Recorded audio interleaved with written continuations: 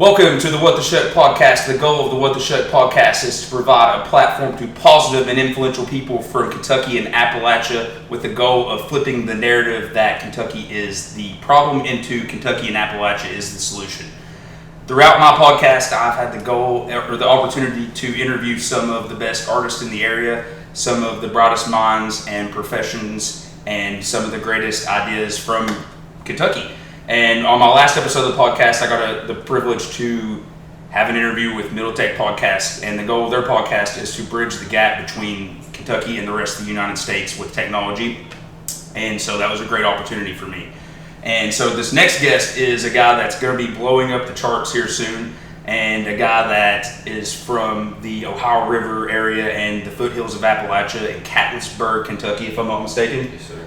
So from Boyd County, Kentucky. And without further ado, Mr. Cole Chaney. So thanks for coming on, man. I'm really excited to have you on. I'm a big fan, and the ladies that are over here watching, they're going to be big fans as well. But I'm really excited about this because, dude, you're so talented, and I can tell that you're passionate. And just talking to you just now, I've only had a chance to have a couple interactions with you, but I can truly see it coming through you.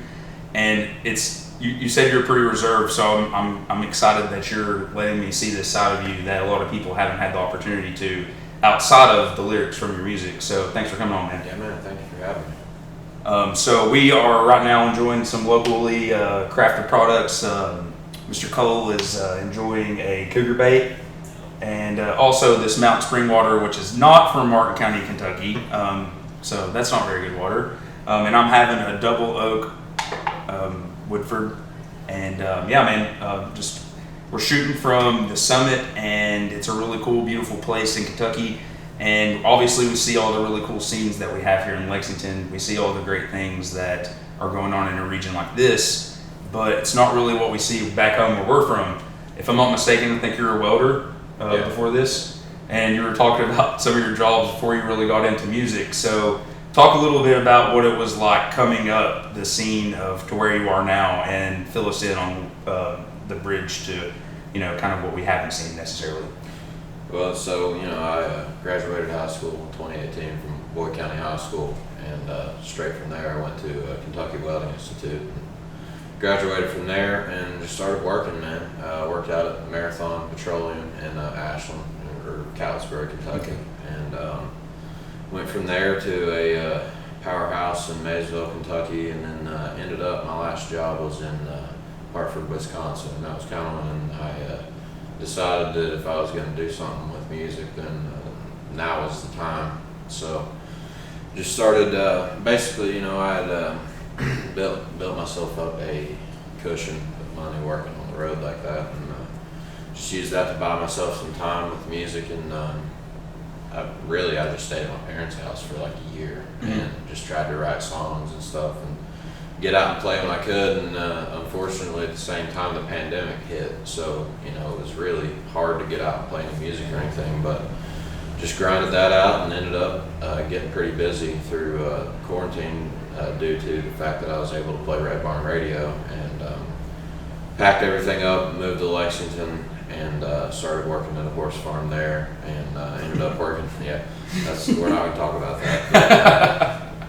Worked at the Burl there for a while, and now thankfully I'm to the point where I'm self-sustaining on music and just playing shows every weekend, and it's pretty nice.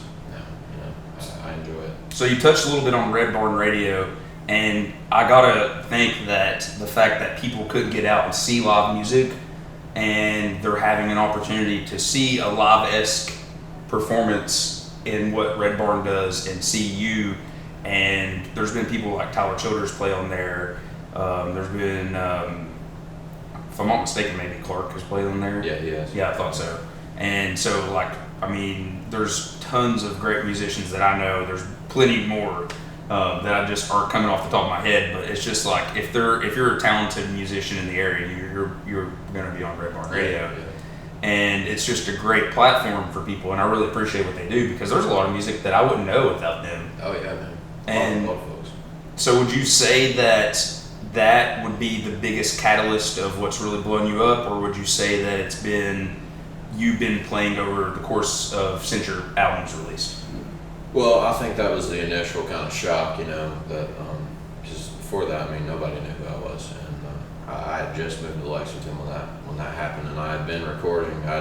So I started recording, moved to Lexington on August 1st, and started recording on that album in Chesapeake, Ohio, on August 2nd. So as soon as I moved here, I was driving back and forth like every day that I could, and that was really good to kind of bridge the gap between that time and releasing that album, because it was, kept me busy, and I helped people find me, and that was something that I could send when people, they got a hold of me to book me for a show or something, and they didn't have any clue who I was. I could send them that and be like, that's pretty good to have on your resume. It's a great portfolio. And it just kind of fell into my lap, really, because I'm good friends with a guy named Arthur Hancock, and he used to be the frontman for the Wooks, and now he's with Wolfpen Branch, which is another bluegrass kind of super group. They're awesome. But Wolfpen Branch was supposed to be playing that day, and they weren't going to be able to make it. They didn't have any time to rehearse, so he just texted me with like a week and a half notice, and he was like, "Hey man, you want to play Red Barn?" And I didn't even have enough songs written to play on Red Barn, so I had to write 2 songs in that week when I played Red Barn, and it served its purpose. But now I go back and I listen to that, and I'm like, golly, man. I mean, you wrote 2 songs a week. I wish I could go back and redo it, but of course, I feel like every artist does that. But I'm looking forward to when I go back on there at some point. Probably not this year, but sometime in the future, I'll go back on there and hopefully do some of those songs justice that I didn't feel like was done the first time around. Well, for what you're proclaiming was a very serendipitous situation, I'm pretty happy with what the results were, because I definitely was unfamiliar with you before that. Yeah. And I was blown away when you told me you were 21. So the fact that you said that was, in itself, you have so much maturity in the lyrics that you've written and the stuff that you talk about. So is that just from being where we're from, or is that like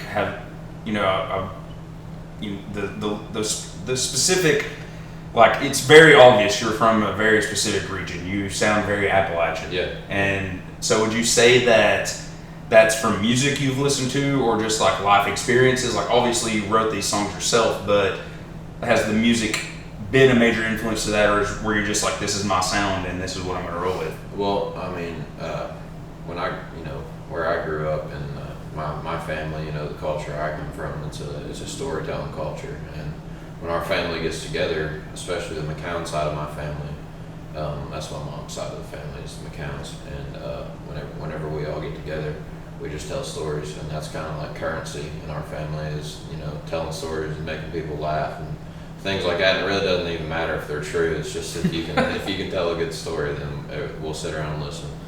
And that's kind of where I learned how to do that. And I've always been very influenced by music, and especially bluegrass and roots type music like that. And really, like, when I first started considering it was when I first came on to not Sonny Best, because I was a fan of Sonny Best for a long time, but when I saw Nick Jamerson doing his solo stuff, I was like, man, that really inspired me to kind of start trying to write my own songs and stuff like that. And then when Tyler Childers came on the scene and he started knocking down doors, I was like, man, this can be done. And you don't have to be some cat in Nashville to do this. Like, maybe it's better to not be. Yep. That's what I think. I think you all have nothing against the guys in Nashville, nothing against them at all, but that's not my scene.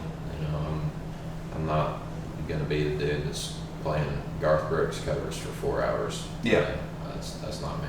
Yeah, and it's if it's the album I'm thinking about, you're talking about, it's probably NJ, right? Yeah. Yeah, great album. And honestly, man, when he first released that, well, the first album of his that really influenced me big time was Star City Sessions. Okay. Which I love that. Dude, Yeah. I think, I think NJ is, just in my opinion, I think NJ is, up there with some of the best albums I've ever heard. I completely agree. But the rawness of Star City that really kind of like captivated me, and I was like, wow, that's so raw, and I love that. It was really good. I think it speaks volumes of who he is as a person. He is just really willing to give you his truest self, even when he maybe doesn't sound the best. Yeah. And he's like, I'm not going to dupe it all up and give you this radio quality. Like, he's like, this is what I am and this is what I'm going to give you. Yeah. And that's why he's so good at what he does. It really is. Golden Shores is probably one of my favorite songs That's a great I've song. ever heard in my life. And Jordan King, do you know him? Oh, yeah. He covers that. And, dude, that's just like the fact that a guy's covering a song of yours, I think kind of speaks volumes of. Dude, Wheelwright is one of my regulars. I play that song all the time. That's a fantastic one. Yeah. He's just such a great songwriter, and the story that he tells, and you just relate to it. You can tell. I think I read a Rolling Stones article once, and it referred to him as the Appalachian Apostle. Yeah. And I was like, that is literally the perfect name for him. Yeah. And it's just like you can clearly tell. We were talking about it before this. He played in a church band with my cousins. And you can clearly tell that his teeth were cut on, and that grassroots feeling was from church music. Yeah. So, what kind of music would you say was the major influence to you that we're going to be expecting to hear for the coming time? Shoot, man. Honestly, I'd love to be able to say, yeah, I grew up singing in a Mountain Baptist church when I was a little kid, but that's not how I learned how to sing. I learned how to sing just by trial and error. I was trying to play songs and trying to sing them, and just eventually it got to the point where I was like, all right, that kind of sounds decent. So a girl might like this. Yeah. Well, that's why we all start playing it. But, for the chicks. Yeah. It never works out that way. It's always guys like you that are like, bro, I love your song. It's like working out. Like you get big just for other dudes to compliment your pecs or something. That's exactly right. But it's so funny because I think I was reading the other day that you started playing guitar in 8th grade. Yeah. So you've obviously been doing this for a considerable amount of time, even though you are only 21. That's a lot of work to put in. So, were you immediately just playing your own music, or were you like trying to play other people's music and emulate kind of their style? Or it started as covers. I think that's for most people. I think no one's just like Jimi Hendrix. Yeah, you just start making stuff up. No.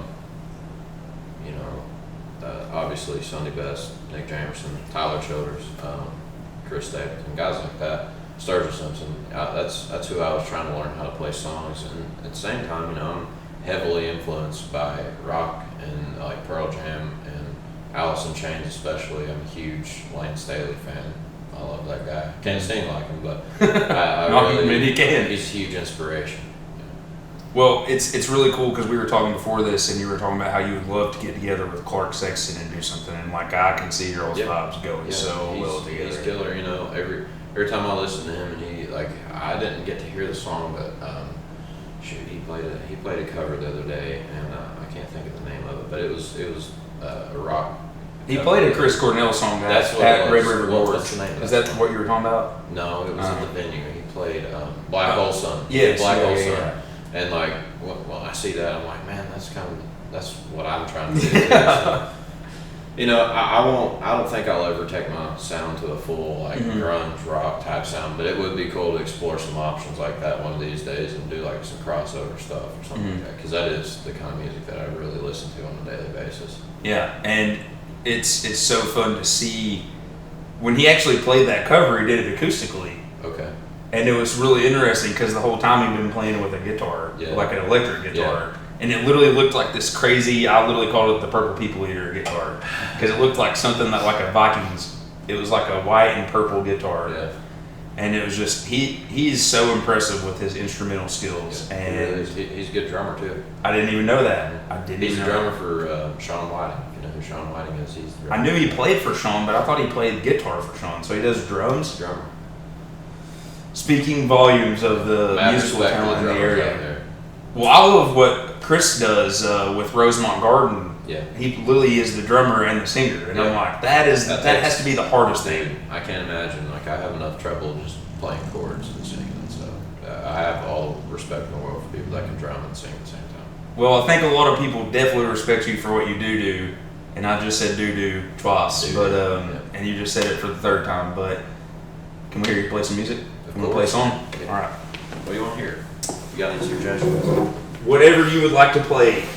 That's not a very good Your finest song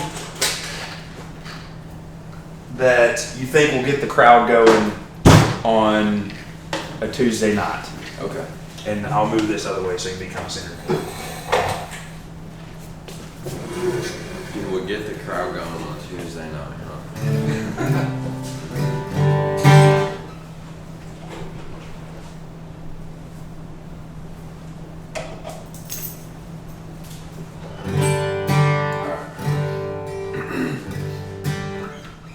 The song is kind of written about the life of the traveling musician. It's called The Unsatisfied.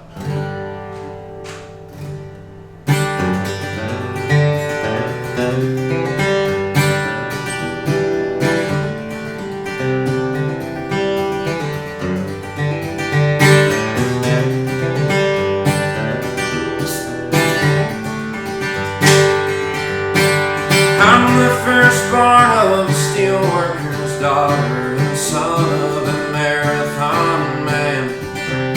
My mother had gypsy, soul trapped in Eros girl. My father a federal hand. Two different reasons, two sides of the river, bound for restlessness all day long. I packed up my guitar for Lexington, dive bar, sit out for the note. Already gone. Settle down, child, don't you know what you've asked for? A life of uncertainty, a life of crime. The man with no patience must walk out the gates, damned to be unsatisfied.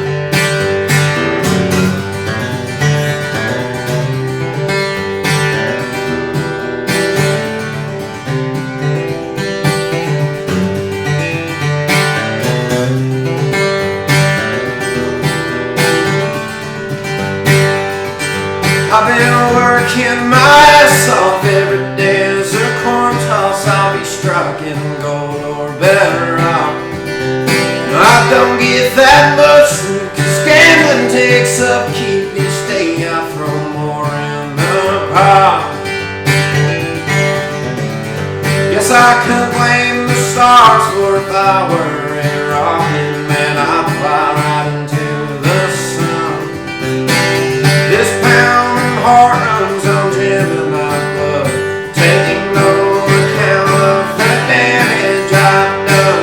Settle down, child, don't you know what you've asked for? This life you've been living could end on a dime. The man with no patience must walk out the cadence, damned to be unsatisfied.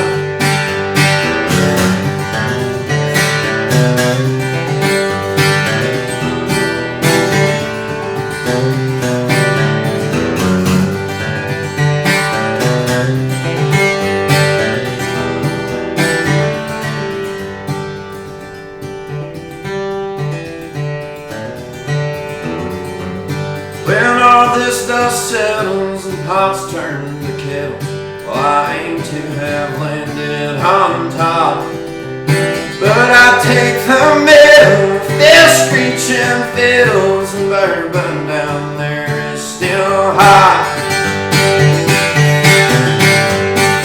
Settle down, child, don't you know what you've asked for? A life of uncertainty, a life of crime. A man with no patience must walk out the cadence, damned to be unsatisfied. Damned to be unsatisfied.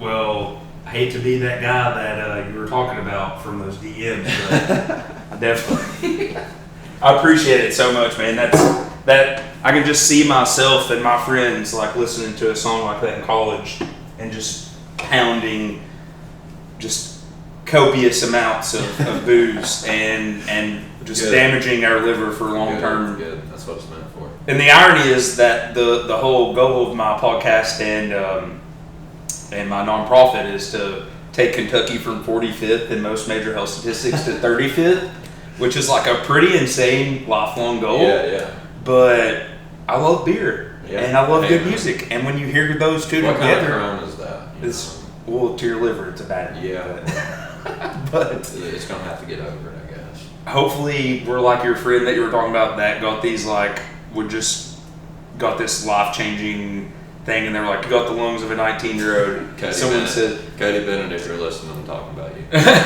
and hopefully someone's like, you got the liver of a 19-year-old, and I'm like, let's keep pounding Yeah, boys. it's not trying hard enough, apparently. Not trying hard enough. I loved when you said that. But man, that was such an incredible song, and you could definitely see that, or you could hear the influence of the things you were talking about when you moved here. Yeah. And how you just were unwilling to be.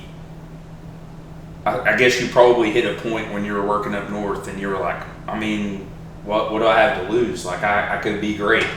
And I myself have seen that, and I see a dude like Joe Rogan, and I'm not saying I'm going to be Joe Rogan, but like that's the goal I'm shooting for. Yeah. And it's you see someone who is just passionate. We talked about it earlier. Just see them being passionate about what they're doing, and it brings other passionate people into your life. And high miss high. Yeah. And yes, exactly. And you know, I would rather miss high any day. Exactly. I would rather shoot for the stars and barely miss and hit the clouds than be like, all right, I'm going to shoot a little arrow and hit the ground. Yep. Like that's buried in the dirt. And that's the thing is that people, you probably find a great fulfillment in life because you are willing to go out on that edge and blaze your own trail, be a pioneer. Yeah. And when people have that tenacity, it's a game changer. When you're willing to say, I literally might suck, like you said, when you're experimenting, just learning how to play, just like it levels up though. You know, when you were talking about how you were cutting your album and you're like, I had to do whatever I could do as far as like with the circumstances that were going on, and it was a Frankenstein album. And it's just like, but it doesn't matter. You did it. You did what you had to do to make it happen. Yeah. And what you made happen was more than most people would ever make happen. Sometimes you just got to dig in, man. Mm-hmm. Convince yourself that it will happen, and then just Where- make it happen. Where would you say that you learned that tenacity from? It's a combination of my family members. You know, my dad, he's always been an incredibly hard worker. My mom is somebody, she's always trying different stuff. You know, she's an artist also, she's a painter. And my papa, you know, he's been the guy that, you know, he worked his entire life and made a better life for his family. My papa Chuck and my papa Jim too. He retired from Marathon. He started working there, I believe, when he was 18 years old, and he retired when he was 65, I think, from Marathon. You know, just, you know, my family has a long history of work ethic, and that wasn't something, you know, I've always had a work ethic in me, but it's only when I'm doing something that I really want to do. Like, I was terrible in school because I hated school and didn't want to go to school and didn't want to be there, so I didn't try. But, you know, I kind of liked welding. I worked hard at it for a while, and then I got tired of it. And it's just like, I'm not going to try hard unless it's something I really care about. And which is kind of a bad thing, but it's also kind of a good thing because it narrows down your possibilities real quick. well, yeah, you learn you can't settle if that's Yep. the standard that you set, and you learn real quick. You're like, all right, I got this new thing that's working for me, and then all of a sudden it's not, and you're like, well, I know my standards, so I got to move on. Yeah. And when you set those standards for yourself, man, it just changes the game. And you were talking about working hard earlier, and it's just when you're willing to work hard, there are just opportunities of luck, like with Red Barn. Mm-hmm. You literally had grinded your ass off to the point to where the universe said, hey, cut your break. it might not be the most conventional opportunity, but it's an opportunity. Are you ready? And You just gotta jump. dude, luck is a bus, man, and if you got that ticket to get on, Yep. that's all that matters, man. It's having that skill when that bus arrives. That's your ticket, Yeah. and if you can get on, that's the bus fare. Yeah. It'll take you there.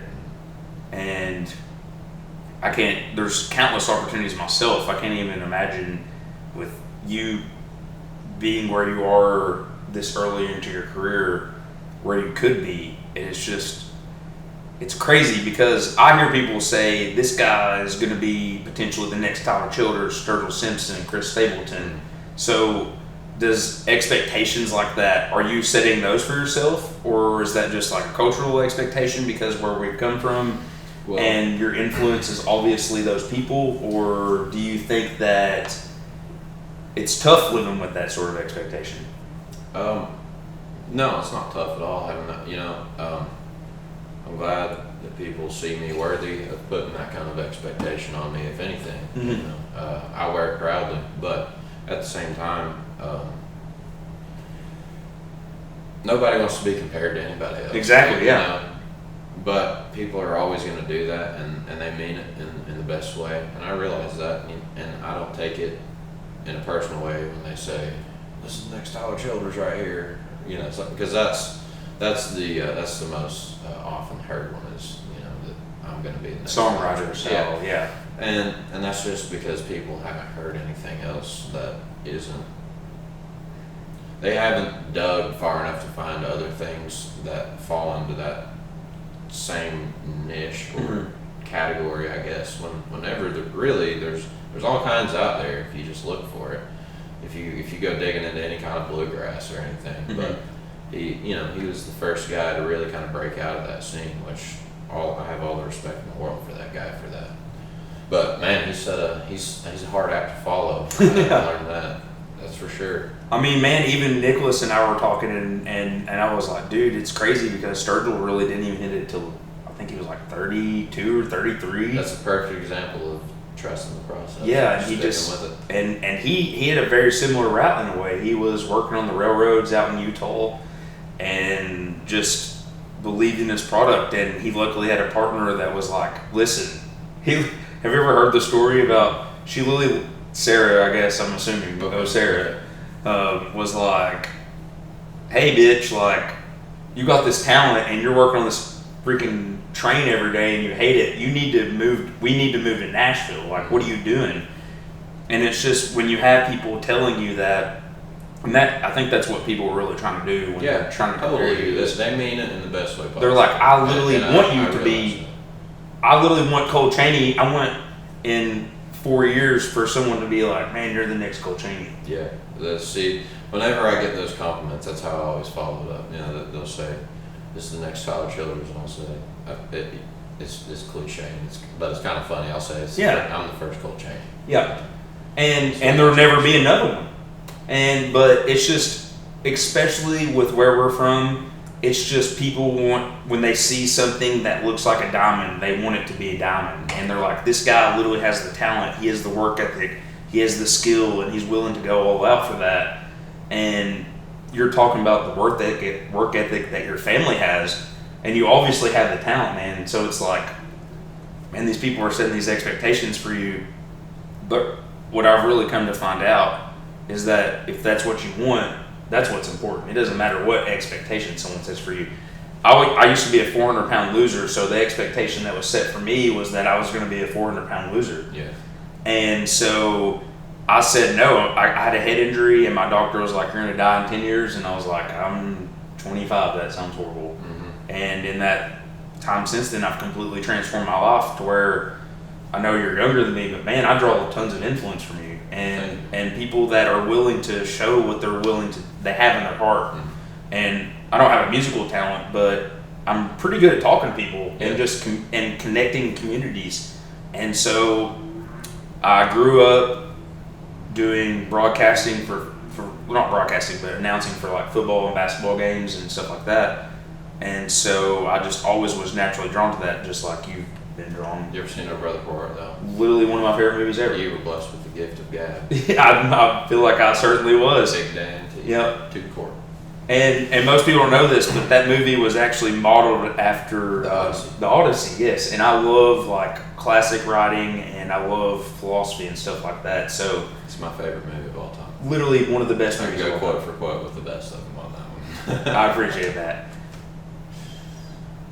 Do not seek the treasure. But we do have the treasure here, and dude, if you will play us another song, I'll get out of your way. Do you have a song that talks about your family's work ethic, and the history behind it. Sure, man. I thought so.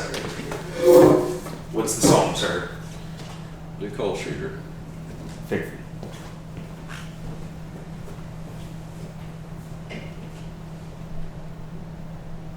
The treasure is the coal. Do not seek it. You will get black lung. Bushwhack.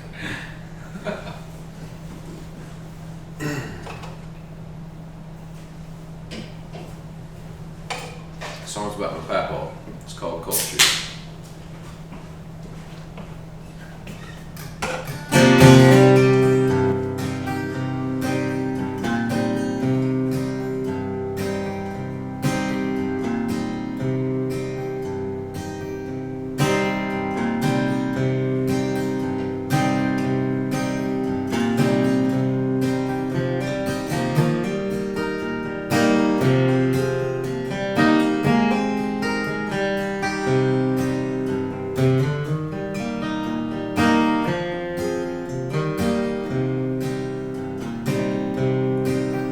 In Johnson County holler, where the mining company bloomed.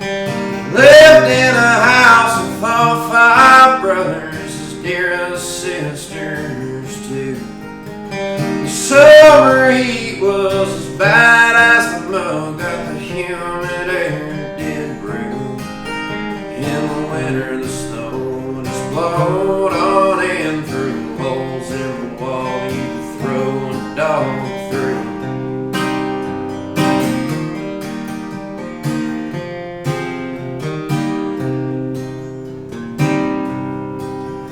As an able-bodied boy, he lied about his age to help his father break away from the rattle of a poor man's ball and chain. Made him shoot their call.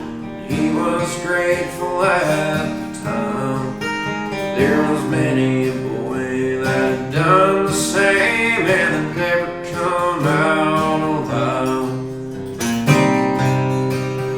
Better run, Cole Shooter, run. Run away as fast as you can. And when you get to the end of the tunnel, just keep on running, my friend. 'Cause this ain't no kind of life that a young man should live. If you can run faster than gunpowder burns, you might see the light again. They were biting down on blasting couches, doing like Daddy asked. Even though they knew that the next bite down could surely be their last. You ain't got no time to be scared, no. Dynamite in your hand. Don't hesitate, boy, 'cause if you slip up, son, you're as good as dead. Better run, Cole Shooter, run. Run away as fast as you can. And when you get to the end of a tunnel, just keep on running, my friend. 'Cause this ain't no kind of life that a young man should live. If you can run faster than gunpowder burns, you might see the light again.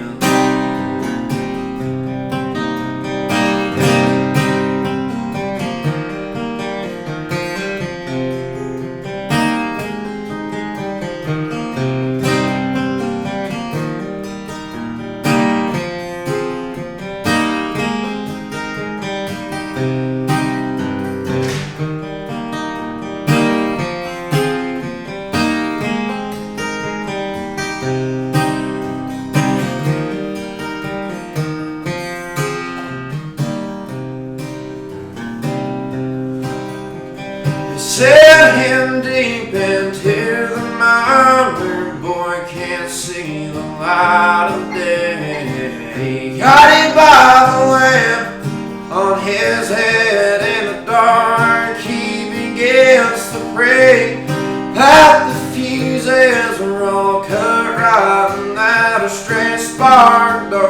fake life. Prays that he won't die. And this mind, he hates the thought of mama crying.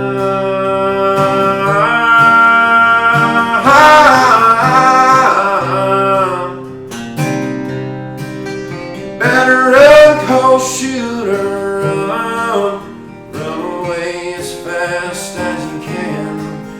When you get to the end of the tunnel, just keep on running, my friend. 'Cause this ain't no kind of life that a young man should live.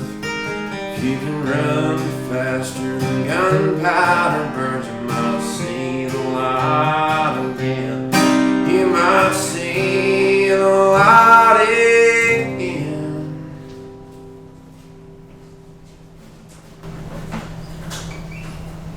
Woo!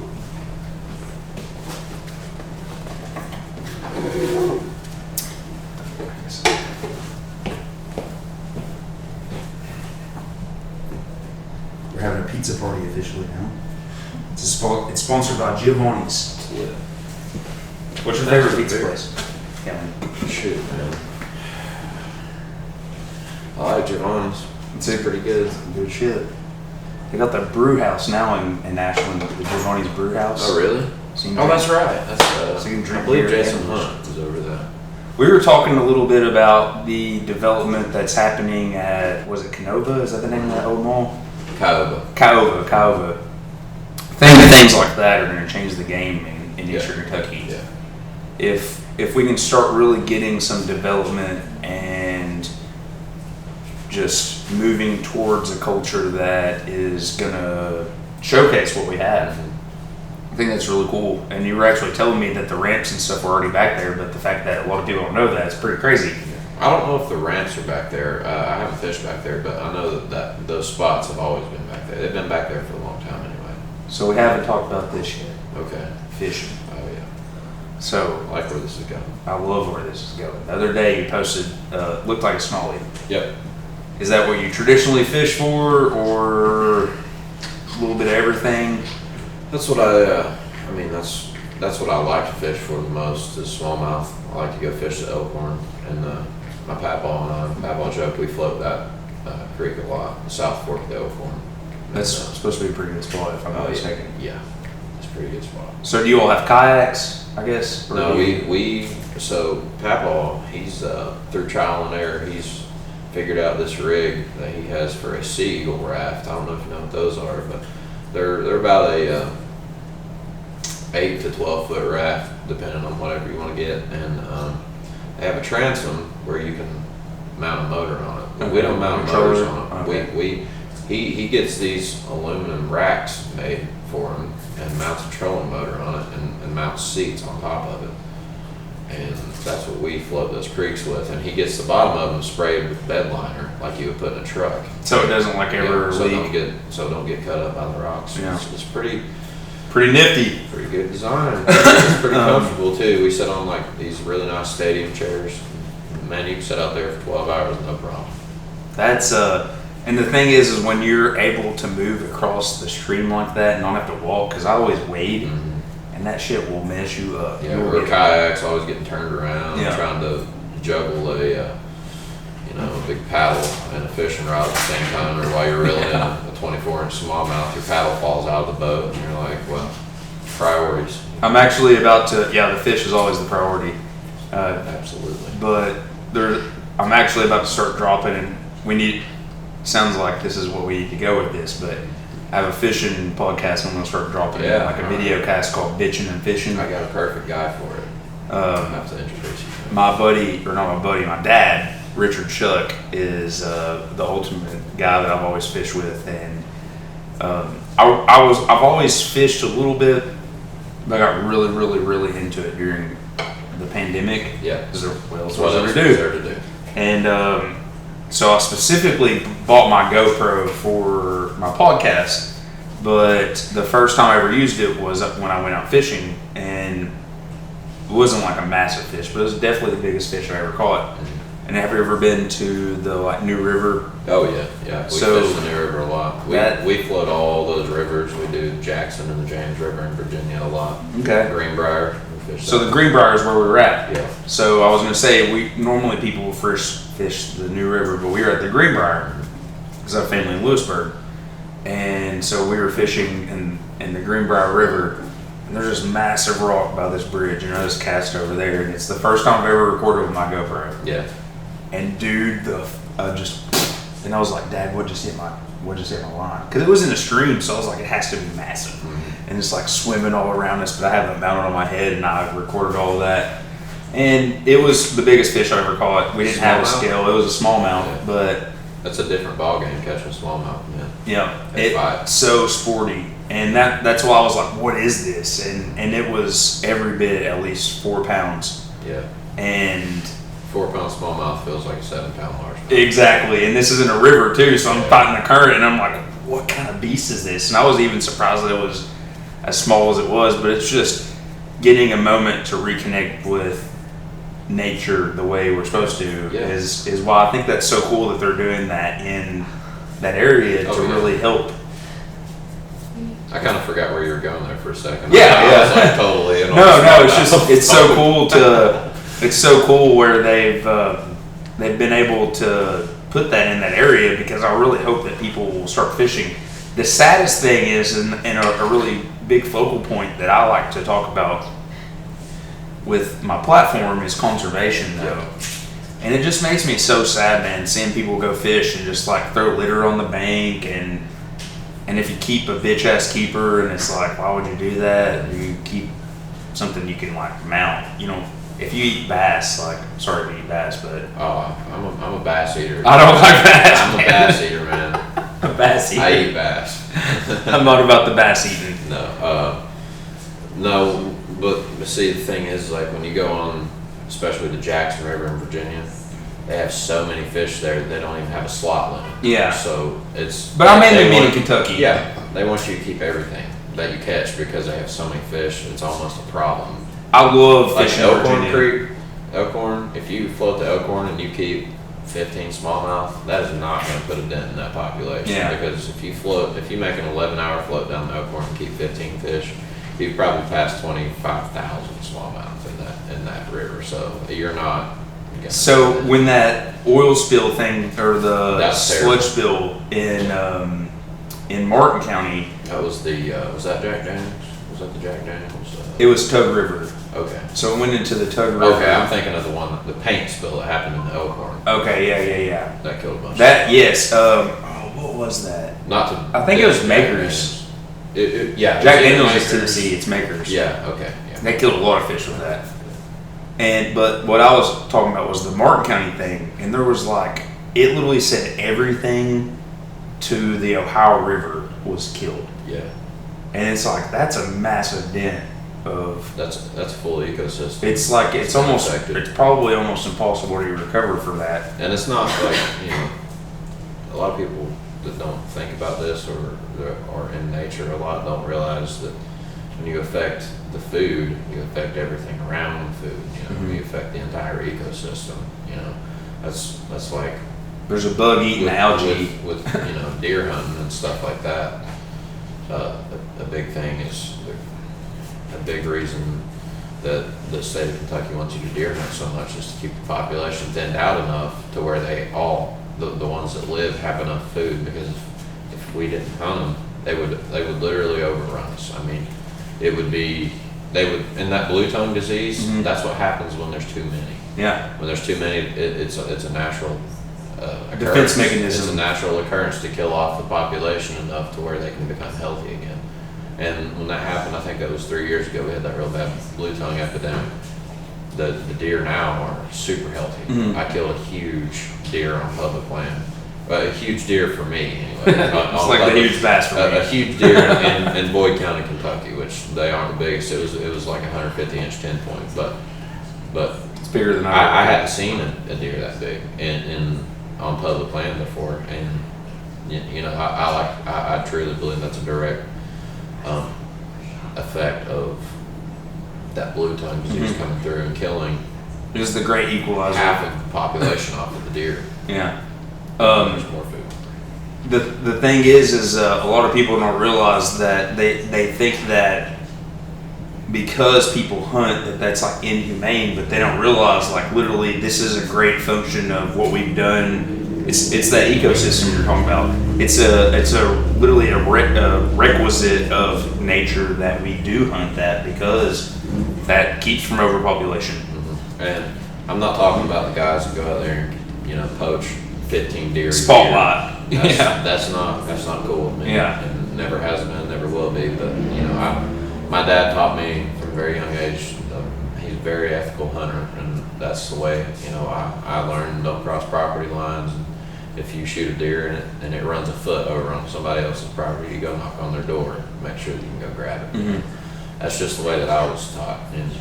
But I feel like those folks that do stuff like that, they give all hunters a bad name when really it's a very essential part of the ecosystem around here, because especially in eastern Kentucky, the ecosystem has grown around hunting, and it depends on that to happen every year. That certain amount of wildlife to be taken out of the ecosystem has been accounted for, and so if that doesn't happen, then it all goes haywire. And if I'm not mistaken, the pronunciation is Kentucky, and that's a native word for beautiful hunting land and land of tomorrow. Yep. Because they knew that they could come here if they ever needed to. Shawnee. And was it Shawnee? That makes sense. That does make sense. Well, that was the main folks that were down in that's our region, yeah. the state were the Shawnee Indians. That makes sense. You ever heard the story of Simon Kenton? No. Oh, y'all look into that. Simon we don't Kenton. have the time to go over that. Right now. He's a bad dude. Well, he saved Daniel. He made Daniel Boone look like a little girl. Oh shit! He's a bad dude. Well, but technically he's not, but he is. So my now deceased grandfather, rest in peace. But his half brothers, all of his half brothers, great grandfather was Devil Lance Hatfield. Oh, no kidding. So. Damn West Virginia. Yeah, and I come from a long line. I had a slave grandfather in the coal mines of West Virginia. No kidding. And his sister was a prostitute. Yeah. Their family died at a really young age, and they essentially were like slaves to the coal store. Mm-hmm. And a lot of people don't know that that's a reality of things that people had to go through in our area, because we don't have the historians, we don't have the money to talk about that stuff. But the reality is that those things happen where we're from. Have you watched Soft White Underbelly on YouTube? I haven't. Oh man, you gotta you really Two watch things. That. so basically what this guy does is he's from LA, and he interviews homeless people and like pimps and prostitutes and drug addicts and stuff on Skid Row mainly. But he came through Kentucky and he interviewed a bunch of people from like down in Hazard and Harlan County and stuff like that. And you could really tell, he'd done his homework, but when he really talked to those people, it made me feel good, because it almost seemed like he picked the people that he thought would give him the most like clickbaity interview, and they were so like educated and just they perfectly portrayed what people from here are supposed to be like. They're the kind of people that give you the shirt off their back, and they might talk funny, but that doesn't mean that they aren't intelligent. I think that's a major misconception that we have, just because we don't have a ton of universities in the area. And that's a major goal of what I'm trying to do, is just to make a accessible platform for really, really intelligent people, or really skilled people, or really just anybody that is trying to, like I said, flip the platform that Appalachia is the problem into the solution. And it's crazy because, man, there's so many people like you in our region that if we just had the resources, like, who gives a shit what Nashville is? Like, we have everything we need in this area to make the best musicians possible. And it could, there's so much good music around here that people have no idea about, and it happens in living rooms, and it's happening in one right now. Bluegrass jams and stuff like that, and there needs to be more outlets for that, and that's what I love about Lexington is people here are really trying to get that out, and people here especially, they really appreciate the Eastern Kentucky stories and stuff like that, because I feel like that's something that people from here, they kind of starve for almost, because this isn't necessarily Eastern Kentucky. It's towards the more eastern side of the state, but it's not. Even me, I'd love to be able to say I grew up in Pike County, Kentucky, or something like that. In the mountains, but I grew up in the foothills in Boyd County, and they really can appreciate the genuine stories from places like that. Yep. And I mean, it's that you hear those stories and you're like, well, we're at the summit right now. I know. You look around and you're like, coal mines? Like, what's a coal mine? But the reality is that just 2 hours away, there's coal shooters and stuff like that. And it's really cool to see, though, just how culturally rich this area is. It is. And that's what provides me to have the platform that I have to do the things that I do. It's because it's not just musicians. There's extremely talented, like, architecture in the area, and there's like people who do the groundskeeping for Keeneland and the Derby who are like doing also. John Karloff was on my podcast, and he does like all of the grounds work for like the Derby normally, and he did all of the stuff at Castle and Key, and it's just like people don't realize like how big of an art form that is.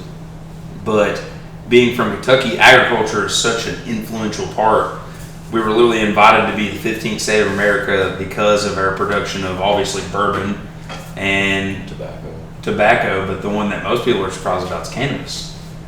And so as we're moving into a future that is encouraging these new markets and things like that, you see things like App Harvest moving into Kentucky and all these great companies like Toyota. We know it's a reality that's possible, but we just have to actualize it. And whether it's a musician or a business, it's up to them to do it. You're certainly doing it. So I hope that we'll get one more song from you. Yeah, man. And then we'll close out for the night. And thank you so much, man. So far, it's been completely incredible. I appreciate you. Yep.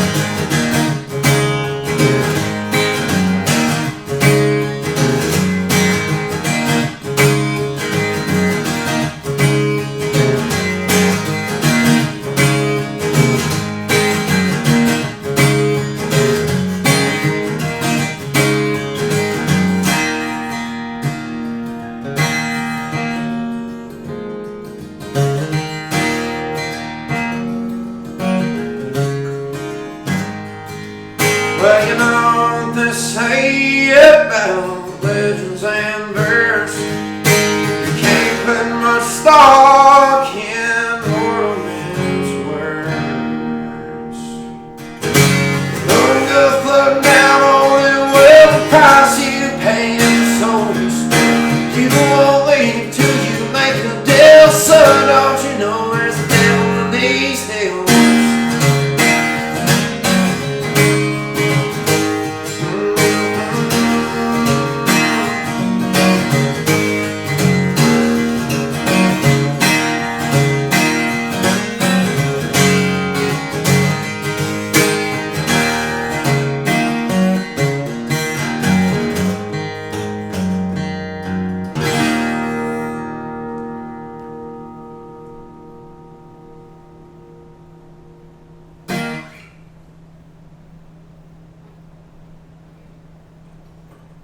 Woo.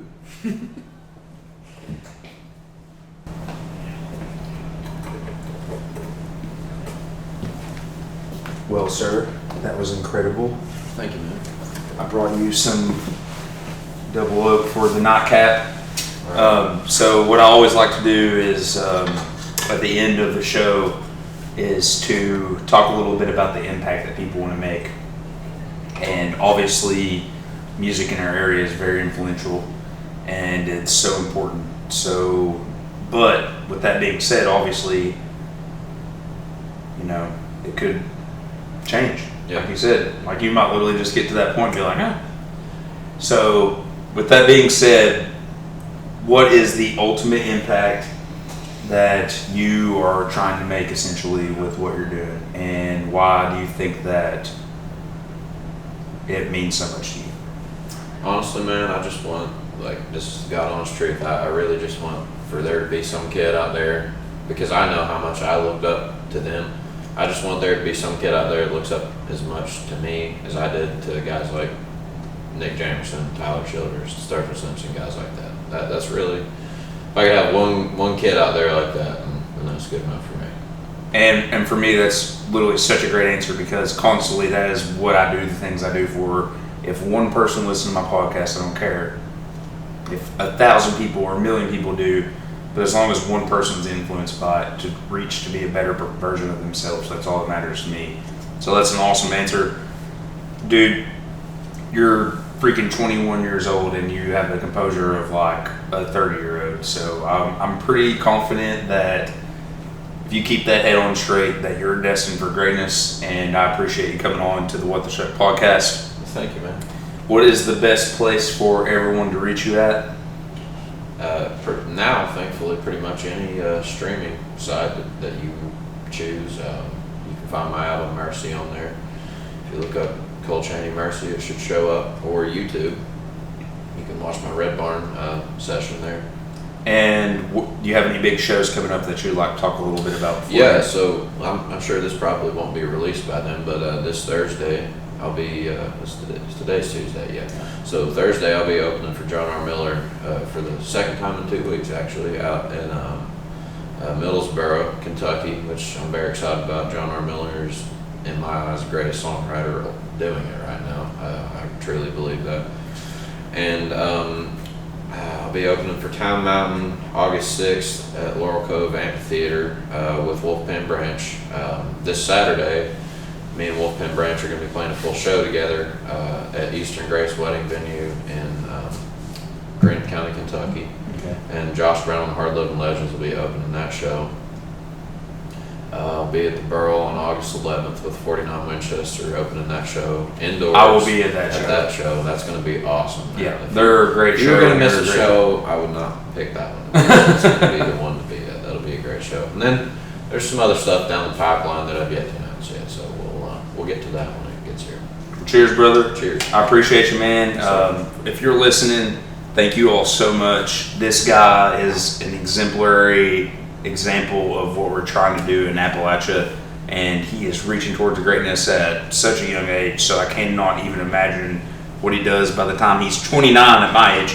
I'm an old piece of shit, and it's just crazy that we were really joking. And he's like, you know, I'm writing music and it's for the chicks initially, but then it ends up being dudes like you that DM me. But I cannot put an emphasis on how important it is to your own mission.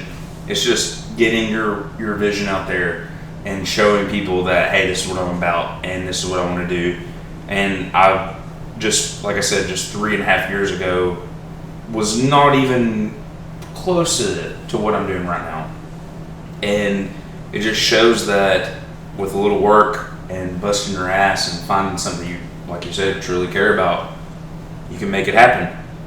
And so if you're out there right now and you have a dream or a vision, it is literally up to you to make it happen. There's not going to be some government agency. There's not going to be some mom or dad that comes and tells you can do it.